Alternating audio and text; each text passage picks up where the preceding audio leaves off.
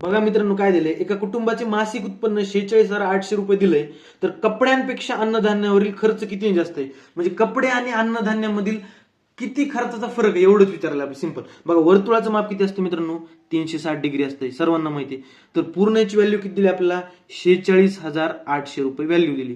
मित्रांनो आता आपल्याला पहिल्यांदा अंशामधील फरक काढून घेऊ, अन्नधान्य आणि कपड्यामधला. बघा 144 आणि 76 याच्यामधला फरक किती येतो मित्रांनो. बघा 14तून 6 गेले 8 आणि 13तून 7 गेले 6, म्हणजे आपल्याला 68 अंशाची व्हॅल्यू काढायची गणितामध्ये. सिंपल आहे, शून्य कटला शून्य कटला. आता आपण भागाकार करू. बघा किती, 9 न देऊ, 9 चोक 36, पुन्हा 9 45, पुन्हा किती उरले 1, 9 दुनी 18 आणि शून्याला शून्य, पुन्हा भाग बसतो, 4 1 4, 4 1 4 उरला 1, 4 3 12 म्हणजे आणि शून्याला शून्य, म्हणजे याच्यामध्ये गुणक किती आला, 130 चा गुणक आला.